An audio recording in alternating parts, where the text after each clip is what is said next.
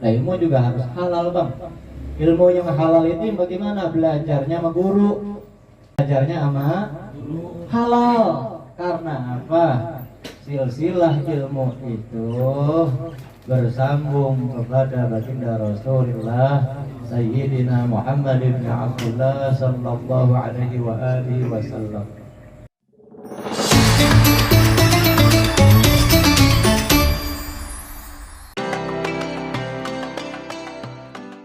Tentang sebuah kebaikan. Kullu ma'rufin shadaqatun. Tiap-tiap kebaikan, tiap-tiap perbuatan baik shadaqatun, termasuk sedekah.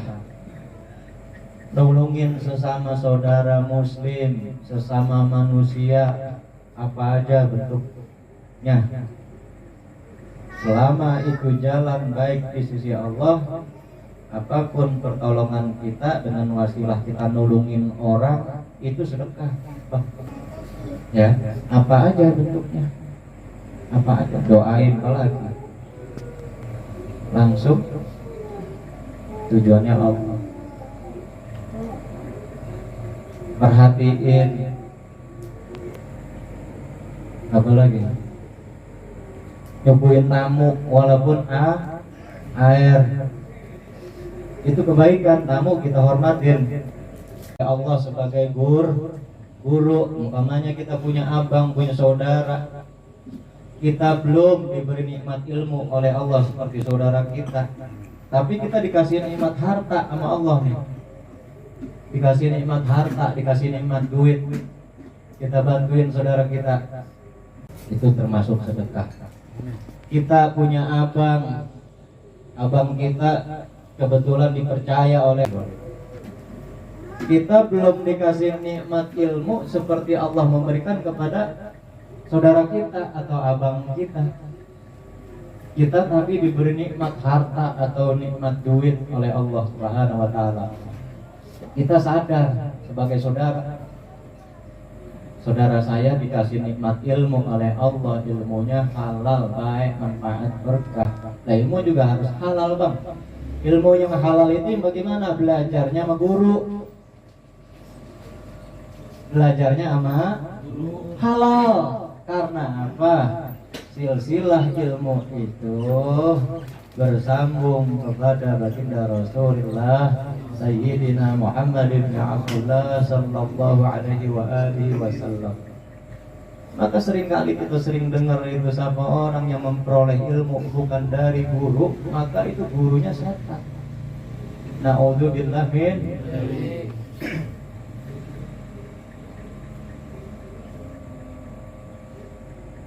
Jadi siapa orang yang memperoleh ilmu bukan dari guru, maka gurunya itu setan.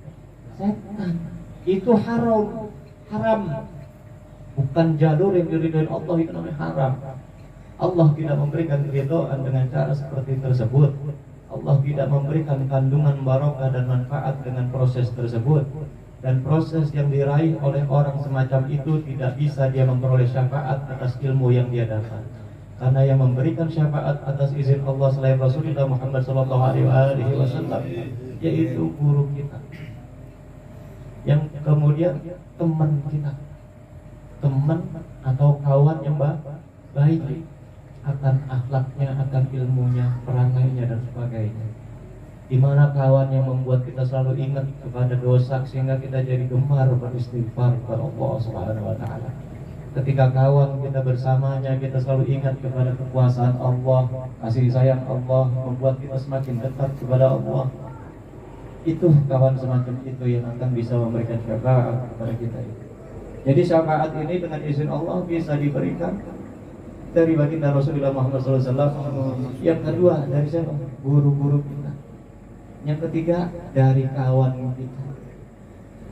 Mudah-mudahan kita punya prosedur begitu. Prosedur apa nih? Ada yang orang nggak ngerti dari orang tua. Prosedur itu aturan Allah, bukan aturan kita. Yang nyampein baginda Rasulullah Muhammad SAW. Ya. Maka kita perlu berhati-hati. Ada bang cara atau tanda bagaimana sih ciri-ciri orang kalau memperoleh ilmunya bukan dari guru?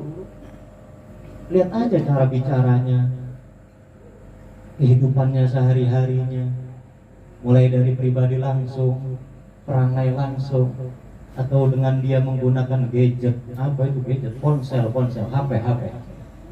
Iya. Orang yang kalau nyari ilmu memperolehnya dari guru, pasti gurunya ngingetin bang, nasehatin, hati-hati kau gunakan mata, mulut, tangan terhadap suatu benda yang bernama alat komunikasi. Kita gemar bang nunjukin kebaikan kita sama orang lain, gemar banget nunjukin kebaikan kita kepada orang lain lewat tulisan-tulisan yang mengandung riya, tulisan-tulisan yang mengandung celaan terhadap siapa? Allah. Kamu berkeluh kesah dengan alat yang kau gunakan. Sejumlah orang di HP-mu, sejumlah kontak di HP-mu melihat. Na'udzubillah min dzalik. Abang, saudara saya sekalian, saudara-saudari saya sekalian, hati-hati. Kullu ma'rufin shadaqatun. Setiap kebaikan itu sedekah. Abang tulis, abang catat, apakah di kertas, apakah di ponsel, sesuatu yang berkaitan dengan ilmu mengandung manfaat dan barokah, abang ketik atau abang tulis di kertas, menjadi manfaat oleh orang lain, pahala mereka dapat, abang yang menjadi penyebab dapat pahala.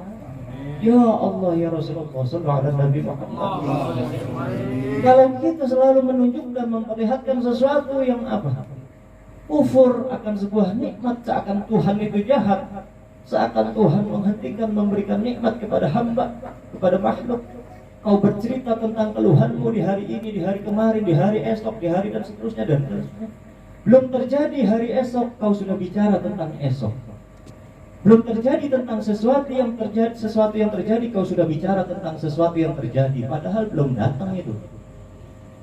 Kenapa kita bisa bicara begitu? Karena akal pikiranmu itu yang mengatakan, waduh besok bisa-bisa repot saya ini, kerjaan numpuk, bos bisa marah kalau nggak selesai. Itu padahal belum terjadi bang. Kita sering bicara sesuatu, mendahului sesuatu yang belum terjadi. Itu namanya songong sama Allah, bahasa kita. Padahal kata Allah, aku belum memberikan dan takdir itu belum aku datangkan. Tapi kenapa kau bicara dengan pikiranmu, wahai hamba? Kau jahat. Aku tak sejahat apa yang kau pikirkan tentang keadaan yang kuberikan. Aku tidak sejahat itu. Aku tidak seburuk yang kau pikirkan. Maka sering kita ingat gitu nasihat apapun. Ana inda dhanni abdi, kata Allah. Aku ini bergantung pada sangka hambaku. Kalau hambaku berprasangka jelek, maka yang datang itu yang jelek.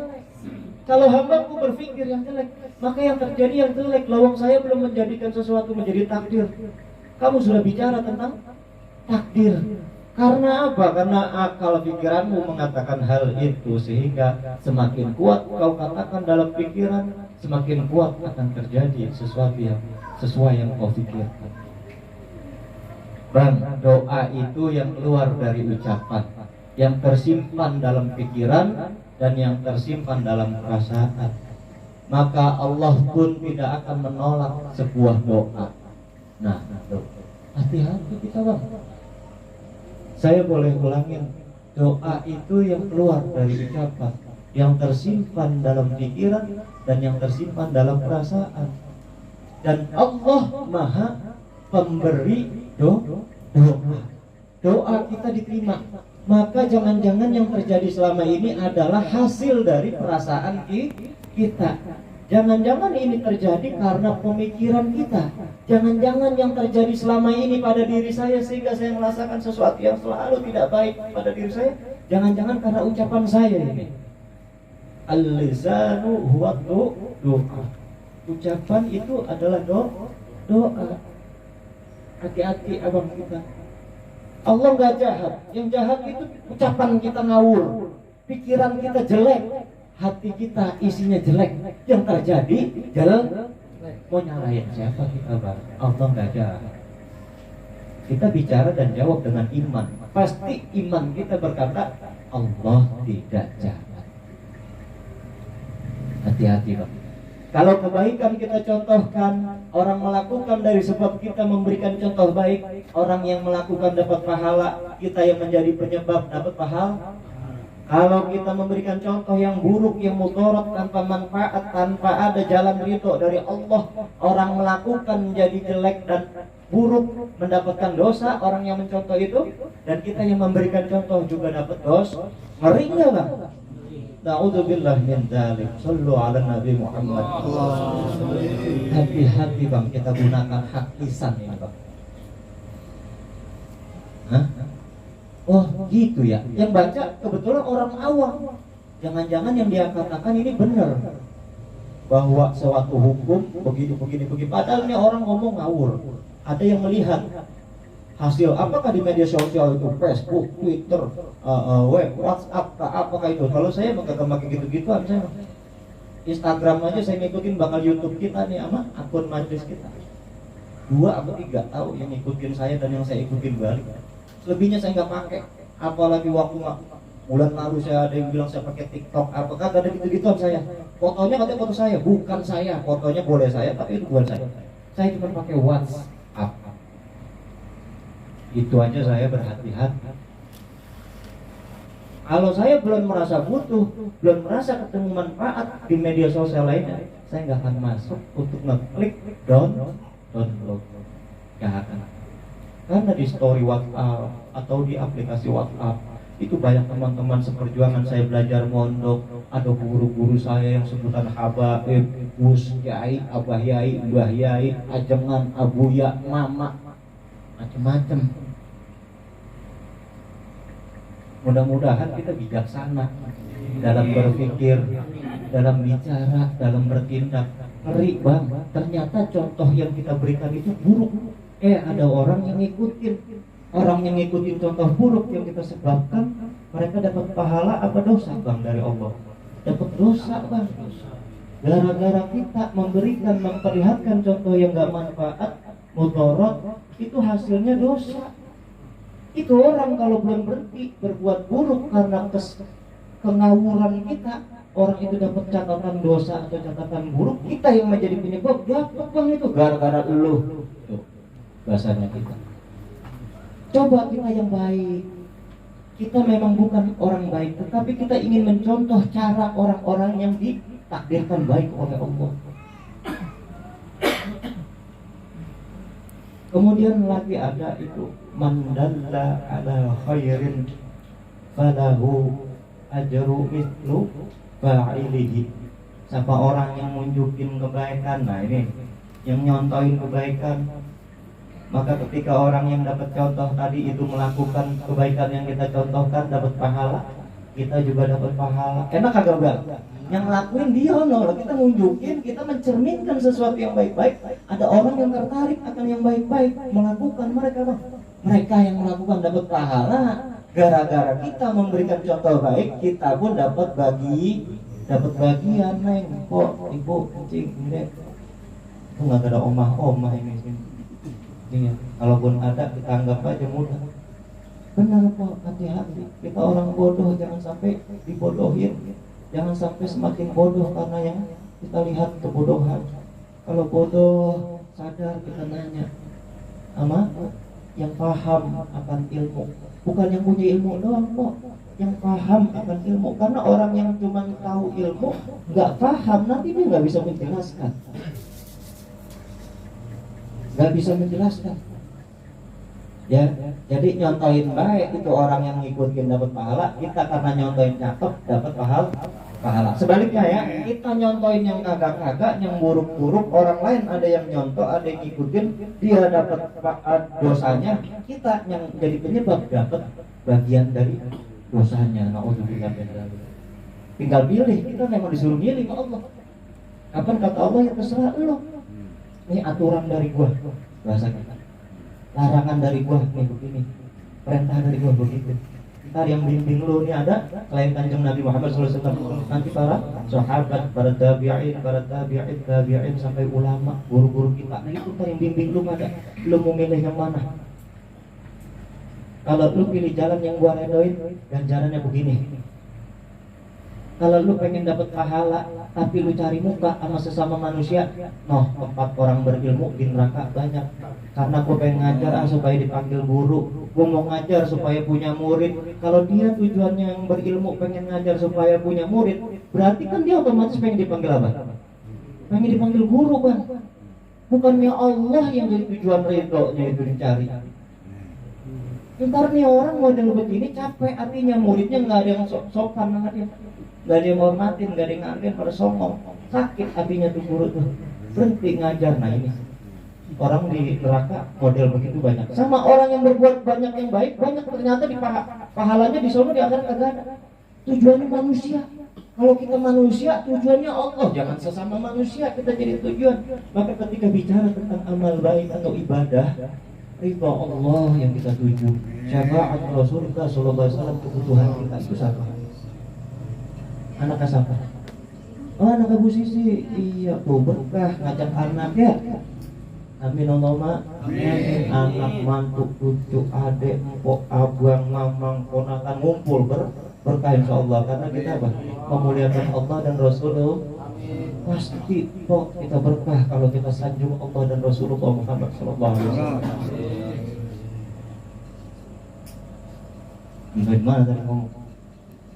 Gara-gara neng itu saya warungnya sampai di mana sih ngomong?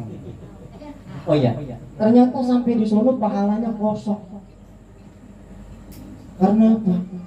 Perbuatan baikmu selalu kau iringi dengan harapan agar orang ngalem-ngalemin lu, agar orang ngalem-ngalemin kita. Jadi kalau amal baik, ibadah, serahkan kepada Allah.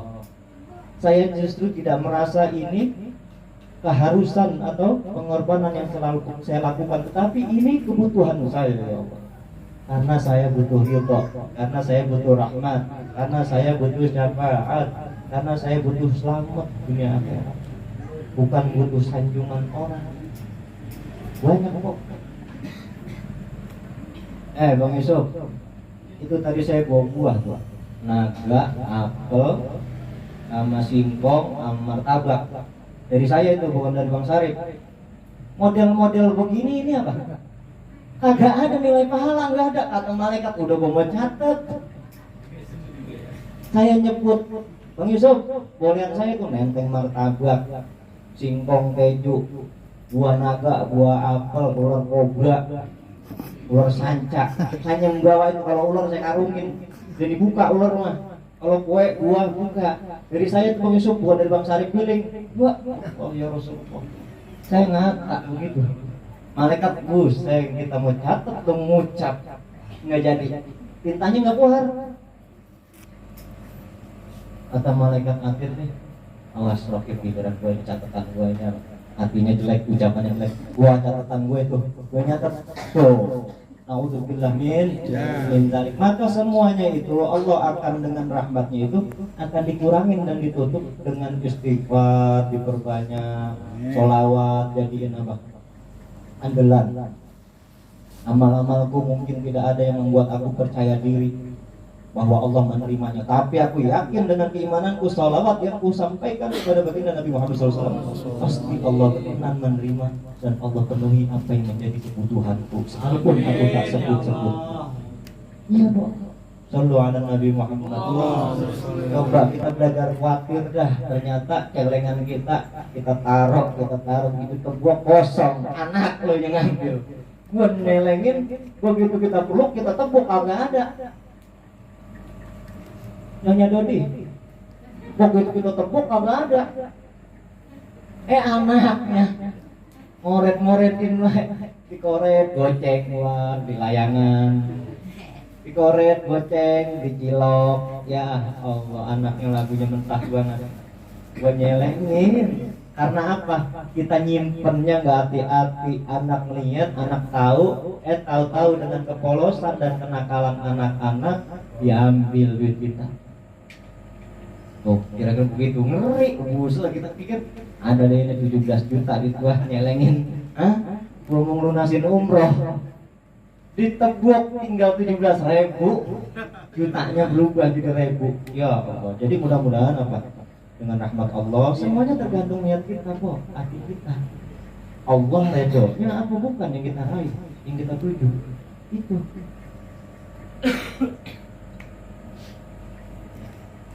Dua hari dikasih nikmat buat meriang, enak banget. Sampai sini saya semangat, di rumah mas saya agak ada apa, nggak ada hadapan sama kewajiban. Artinya apa, nggak ada tanggung jawab selain sholat ini dan sebagainya. Bukan maksud, kalau begini kan ada tanggung jawab saya nih, banyak empok, adek, orang tua kita. Tanggung jawab saya untuk saya sampaikan apa sesuatu yang manfaat ya, mudah-mudahan berguna.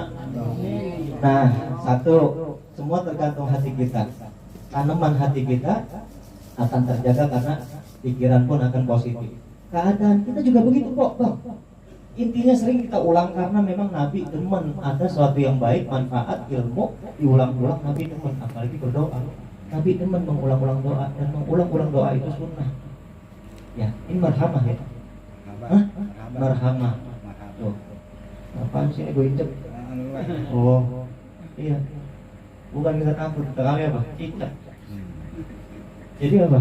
Semuanya tergantung hati kita. Jadi semuanya itu yang buruk terjadi kepada kita itu kok ya, itu karena prasangka kita udah selesai. Cobain kali kalau saya apa ngarang-ngarang ini ngomong, cobain kita rubah dah. Iya kali ya, pikiran gua kali jelek, ucapan gua kali yang jelek, hati gua kali isinya ini berantakan, hidup gua makanya apa ada nyesek. Coba ada rubah. Kalau ada masalah begini, ya Allah alhamdulillah, masalah datang padaku bukan saat aku sedang bermaksiat kepadamu ya Allah.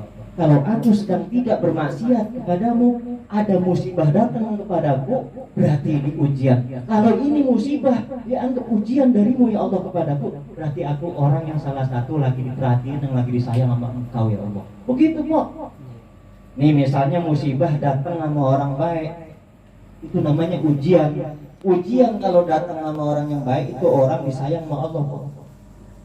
Kalau orang datang menerima musibah, orang yang setengah-setengah nerima musibah, datang musibah ke orang yang separuh-separuh, entar sembahyang, entar sholat, entar maksiat, entar ngaji, entar gibah, entar fitnah, entar mulit, entar nyopet, entar sholawat, entar mabuk. Nah ini orang ada setengah nih, malaikat keder model begini, bocah maunya apa sih, mana sih? Ini yang datang begini, ini ke orang yang semacam ini musibah itu namanya apa? Teguran. Nah kalau orang yang selalu membiarkan dirinya dengan kemaksiatan, itu bukan teguran, bukan ujian, namanya bencana. Na'udzubillah min. Benar bang? Iya ya. Masa gua lagi temen sholawat, lagi datang ke majelis sholawat, besok apa? Motor gua dipinjem 4 hari, orang pulang-pulang ya. Tuh.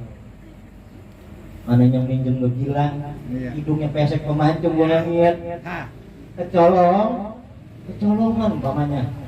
Jangan jelek itu kok pikiran kita. Jangan jelek. Tapi apa? Oh iya kali kemarin sebelum gua demen sholawat, ini banda, gua sama laki gua dapat dari cara yang curang kali. Maka Allah cabut tuh yang kotor. Karena kita udah mulai demen sama sholawat. Karena kalau orang udah mulai demen sama sholawat, yang bersih mau masuk. Jangan dicampurin main kotor. Nggak mau Allah. Yang kotor dibuang dulu, yang bersih mau masuk. No kabarista, air di botol kocakin dulu. Udah sebulan kotor, airnya keruh, butek, kocakin, buang. Mau ada air baru mau masuk. Kagak mungkin Rista campur air botol ke air sama air dikocakin dulu tempatnya, sehingga tempat itu menjadi bersih dan masuk sesuatu yang itu sifatnya begitu bang. Allah cuma kitanya aja selalu curiga, jadi jelek mulut Allah kayaknya mana ini. Gua baca sholawat, guru gua nasehatin, gua jalanin tontonan YouTube, gua scroll isinya sholawat, gua ikutin. Guru gua ikutin, tontonan tentang apa berkaitan sholawat atau ilmu gua ikutin. Yang ada bukan enak, ini kok begini nih. Kemudian itu soal benda kok. soal sakit. Kemarin lu sakit aja tetap aja lu bela-belain bakal nongkrong ngancong, padahal lu lagi sakit. Nongkrong mudarat gak? Padahal lagi sakit, kagak terasa sakitnya. Ngancong ke tempat gelap didilukin, mudarat kagak? Kagak terasa sakit. Begitu dia memperbaiki dirinya, pengen dengan apa? Jalan ibadah kepada Allah, habis atau sedang di dalam proses perjalanan, tahu-tahu dia ini orang yang apa? Yang mulai ingin memperbaiki dirinya, pengen baik ibadahnya, dikasih sakit kok. Sakitnya itu ampunan dosa yang Allah berikan. Tuh, bukan bencana. Sumpah mak siapa ini yang pada demen sholawat dikasih sakit, itu Allah bah, lagi dalam proses ampunan dosa. Ampunan dosa. Orang kalau cakep ibadahnya atau proses ibadahnya lagi cakep, dikasih sakit sama Allah, pasti dah dia banyak nyebut pasti astagfirullah ya Allah, nyebut baik rintih. Rintihannya sebutan kepada asma Allah, bukan rintihan era rakyat harus minum gua besok mau kerja, kagak kerja lagi. Enggak begitu. Jadi rintihannya itu apa? Nyebut Allah, ya Allah, ini nikmat sakit ya, saya disuruh istirahat kali, saya suruh ngasuh. Tasbih mana tasbih, Neng? Kalau punya anak dipanggil, Neng, tasbih ayah mana? Tasbih bapak mana? Sama bininya, Mama siapa? Mama hijau. Tasbih papa mana? Gabungan. Tapi orang sini ada mama papa, orang sini saya tahu yang ada. Kok uang bergiling? Ada. Mama papa katanya dia. Iya. Kalau ketua pasti udah paham. Iya. Ayah bunda katanya. Ayah bunda. Tapi kadang-kadang guru saya kalau habis gajian mama. Ini pelan nih. Hartam bapaknya. Habis gajian tuh bininya panggil mama. Kalau ada tanggung bulan bunda. Udah mau mentok habis bulan Neng. Neng cara gue ngapain sih belakangnya pada kemarin sih itu. Ya tetap mesra. Kagak nyalo. Enggak. Bapak kita nyalo. Ya mudah-mudahan kita lebih bijaksana ya, menggunakan nikmat dari Allah, berprasangka baik ya sama nikmat yang Allah berikan. Pokoknya kalau susah kita tinggal tengok susahnya kita dalam maksiat apa bukan.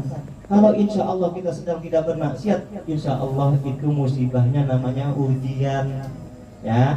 Tapi kalau kita terus misalnya ada penjudi, pemabok, pemaksiat apapun bentuknya, dia kena musibah, itu namanya bencana kok ya.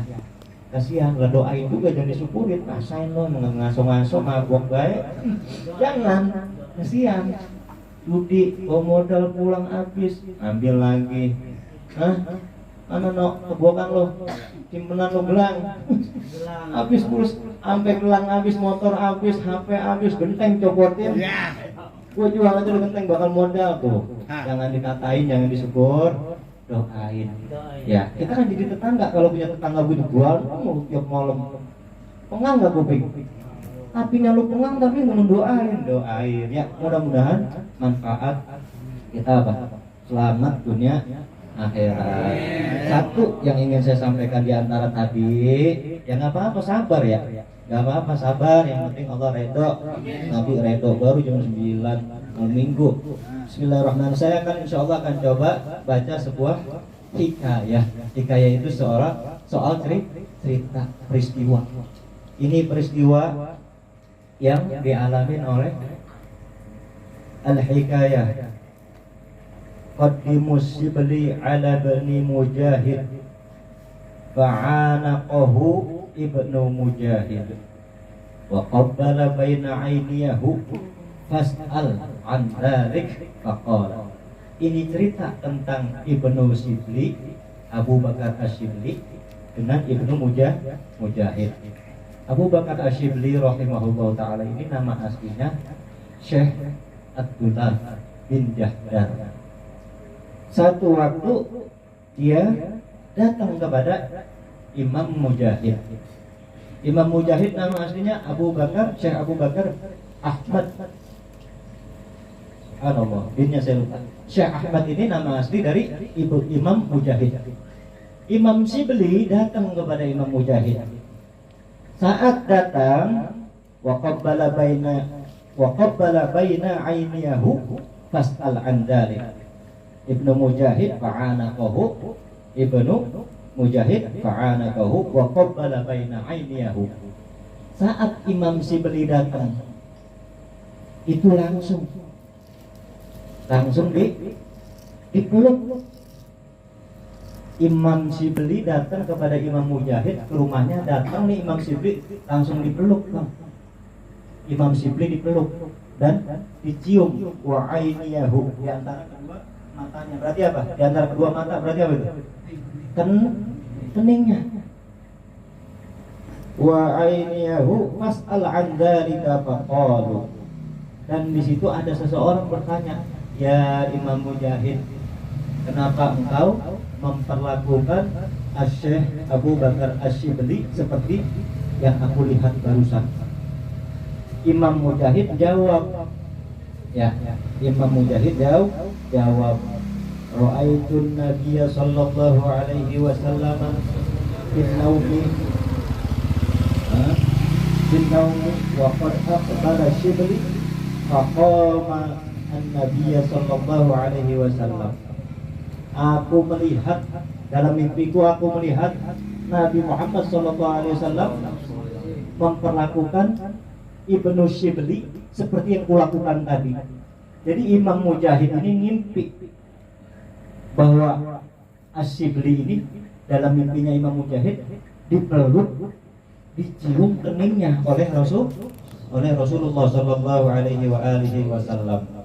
Di dalam tidurku aku melihat Rasulullah melakukan itu kepada Imam Asy-Syibli, dan aku pun ketika didatangi oleh dirinya ke tempatku, maka aku lakukan sesuatu yang sama ketika aku melihat dia di dalam mimpinya dipeluk oleh Rasulullah SAW dan dicium antara kedua matanya. Baina ainiyahu itu artinya di antara kedua mata. Baina ainiyahu, di antara kedua matanya. Ini kita gundul ini. Hah? Makanya saya gini aja deh ya. Biar apa? Biar enak bacanya. Fas'al an dzalik wa qabla baina ainiyahu faqultu min anfusikum ila arihil ayataini wa yaqulu sallallahu alaika ya Muhammad. Kemudian Imam Mujahid nanya sama Imam Shibli, nanya, "Ya Syekhi, bro, saudaraku," gitu ya. "Ya Syekhi, wahai saudaraku, kenapa aku melihat engkau di dalam mimpi Baginda Rasulullah sallallahu alaihi wasallam memeluk dan menciummu?" Aku di dalam mimpi bertanya kepada Rasulullah Muhammad SAW, "Ada apa engkau bisa melakukan hal itu kepada Imam Shibli ya Rasulullah?" Karena dia mengamalkan dua ayat terakhir di dalam surah At-Taubah. Nah, ini kisah nyata yang pernah saya ijazahkan. Dua ayat ini ada dasarnya. Insya Allah kalian aman, selamat dunia akhirat. Yang mengamalkan dua ayat yang akan saya baca nanti, yang pernah menerima dari saya, tentu saya pun dari guru-guru saya. Ini kitab disyarahkan, diterangkan oleh Imam Nawawi Al-Bantani. Namanya Syekh Muhammad Nawawi bin Umar Al-Bantani. Kita kenalnya Syekh Nawawi Al-Bantani. Karangan Imam Syihabuddin. Ini kitab karangan penyusunnya Syihabuddin, Syekh Syihabuddin. Dijelaskan atau disyarahkan itu diberikan keterangan oleh Syekh Nawawi Al-Bantani. Kemudian aku bertanya, wahai Shibli, kepada Rasulullah Muhammad SAW dalam mimpiku, "Ya Rasulullah, apa yang membuat engkau melakukan itu kepada Shibli? Engkau memeluknya dan mencium kening?" Karena dia mengamalkan dua ayat terakhir surah atau Taubah. Subhanallah. Dan di situ apa? Kemudian Imam Shibli, kata Rasulullah nih di dalam mimpinya jawab, karena Imam Mujahid nanya sama Rasulullah, "Ada apa? Kenapa kok kau melakukan itu?" Maksudnya apa? Punya amalan apa sih Imam Shibli kok Rasulullah bisa meluk, bisa nyium beliau? Nah, ini selain bahwa Imam Shibli mengamalkan dua ayat terakhir surah At-Taubah, dan dia lanjutkan membaca sallallahu alaika ya Muhammad. sallallahu alaika ya Muhammad. Sallu ala Nabi Muhammad. Kalau di sini Imam Syibli selalu mengamalkan 2 ayat terakhir surah At-Taubah setelah setiap sholat, kemudian dilanjutkan membaca sallallahu alaika ya Muhammad, berarti Imam Syibli sangat yakin bahwa saat beliau bersalawat kepada baginda Nabi ada di hadapannya. Subhanallah. Sallu ala Nabi Muhammad. Nah, ini bisa kita jadikan contoh yang yakin, yang mantap ketika kita bersolawat kepada baginda Muhammad SAW. Pasti beliau hadir di depan kita. Amin Allahumma. Jadi di sini beliau kenapa bukan sallallahu ala Muhammad tapi sallallahu alaika. Alaika. Ada orangnya di depan berarti kan? Alaika. Sallallahu alaika ya Muhammad. Allah telah bersolawat kepadamu ya Muhammad. Berarti ada baginda Nabi di depan kita. Ini Imam Syibli saking yakinnya dengan mencintai sholawat, dengan membaca sholawat, beliau yakin pasti baginda Nabi hadir di depanku. Subhanallah. Makanya neng-nengnya adik-adik, kongkok juga boleh, abang-abang, bapak kita termasuk semua yang yakin bahwa sampai orang baca sholawat pasti Rasulullah dengar. Kemudian apa di situ? Ya. Fas'altu ila Syibli amma yaqulu ba'da shalah falaika ma'allah wa la yanfaru minhu. Akhirnya apa? Di sini Imam Mujahid bertanya, emang bacaan apaan sih? Wahai Syibli, emang bacaan apaan sih? Gitu. Emang bacaan apaan sih? Yang tadi Nabi bilang katanya engkau mengamalkan 2 ayat terakhir surah At-Taubah. Fakultu Syibli, maka Imam Syibli berkata atau menjawab, mengisahkan bahwa setelah sholat aku tidak mungkin sholat melainkan atau kecuali setelah aku sholat fardu, setiap selesai sholat aku membaca 2 ayat surah At-Taubah, 2 ayat terakhir surah At-Taubah. Ayat ini di surat At-Taubah di akhirih. Karena aku membaca 2 ayat surah At-Taubah di akhirnya. Apa bunyinya? Kemudian setelah aku baca 2 ayat itu, aku lanjutkan dengan bersolawat kepada baginda Nabi Muhammad sallallahu alaihi ya Muhammad. Gampang ya yang itu. 2 ayat terakhir itu apa? Saya akan bacakan. Laqad ja'akum rasulun min anfusikum azizun alaihi ma 'anittum harisun alaikum bil mu'minina raufur rahim. فإن تولوا فقل حسبي الله لا إله إلا هو عليه توكلت وهو رب العرش العظيم. Itu Imam Syibli selalu mengamalkan 2 ayat terakhir surah At-Taubah. Ya, setiap habis sholat beliau pasti membaca itu. Karena beliau tidak akan sholat kecuali aku sholat setelahnya membaca 2 ayat tadi. Nanti kalau saya tafsirkan semakin malam, insya Allah kita sehat panjang umur, kita bahas ya, insya Allah. Kemudian setelah Imam Syibli membaca 2 ayat surah At-Taubah yang terakhir itu, dilanjutkan sallallahu alaihi ya Muhammad. Maka ini menjadi salah satu ingatan buat kita yang insya Allah pasti manfaat karena datang dari para ulama. Ya, mudah-mudahan kita mengamalkan itu. Nah, tentang 2 ayat ini, laqad ja'akum rasulun min anfusikum azizun 'alaihi ma 'anittum harisun 'alaikum bil mu'minina raufur rahim. Fa in tawallaw faqul hasbiyallahu la ilaha illa huwa 'alaihi tawakkaltu wa huwa rabbul 'arsyil 'azim. Dilanjutkan sallallahu alaihi ya Muhammad. Berapa kali? Ada salah satu pendapat ulama lain berpendapat dibaca 7 kali setiap habis sholat. Kalau ingin mengamalkan 3 kali habis sholat maghrib dan habis sholat subuh. Sama orang mengamalkan 2 ayat tadi itu, apa jagung 7 kali setiap habis sholat, hidupnya akan pernah susah. Allah berikan kemuliaan, susah zahir dan batin ya. Allah berikan kemuliaan, Allah panjangkan umurnya, Allah jauhkan dari bahaya apapun, baik dari makhluk, bukan makhluk manusia aja, dari semua makhluk. Jadi Allah kabulkan semuanya. Yang lemah jadi diberi kuat oleh Allah, yang kalah akan dibuat menang oleh Allah, yang dihina akan dibuat mulia oleh Allah dan sebagainya. Dan yang semakin mengamalkan dengan ikhlas kepada Allah, mengamalkan 2 ayat tadi, Allah akan jumpai dia dalam tidurnya, bertemu Rasulullah Muhammad sallallahu alaihi wasallam. Amin Allahumma amin. Jadi ini yang berkisah Syekh Nawawi Al-Batani. Muhammad Nawawi bin Umar Al-Batani ini gurunya Syekh Khalil Bangkalan Madura. Syekh Khalil Bangkalan Madura punya murid yang wali juga, ulama besar juga, yaitu Hadratus Syekh Kiai Haji Muhammad Hashim Asy'ari. Kiai Haji Hadratus Syekh Haji Muhammad Hashim Asy'ari punya anak bungsu, punya anak bontot. Itu guru saya di pesantren Tebu Ireng, namanya Al-Maghfurlah wal Marhum Mbah Kiai Haji Muhammad Yusuf Hashim bin Hadratus Syekh Haji Muhammad Hashim Asy'ari. Dan oleh beliau lah saya terima amalan ini. Saya terima amalan ini. Kami tahun itu menyantren di Tebu Ireng tahun 96. Kami mengamalkan ayat ini, dua ayat ini di tengah-tengah tahun 96. Insya Allah aman nggak saya cerita kisah tentang ini? Aman. Karena saya terima dari guru-guru saya, bersambung sampai ke Syekh Nawawi Al-Batani. Karena Mbah Hashim Asy'ari dan Mbah Khalil Bangkalan murid Syekh Nawawi Al-Batani radhiyallahu ta'ala anhum. Mudah-mudahan Allah ridha memberikan manfaat dari guru-guru kita sehingga kita berkah dunia akhirat, mengamalkan ilmunya dengan ikhlas, dengan ridha, juga membuat kita selamat beserta keluarga kita dunia akhirat. Wallahu a'lam bishawab, wallahul muwaffiq. Aqimit thoriq. Assalamualaikum warahmatullahi wabarakatuh. Salat bukan ya, satu penggal. Mana? Nah, kamu bisa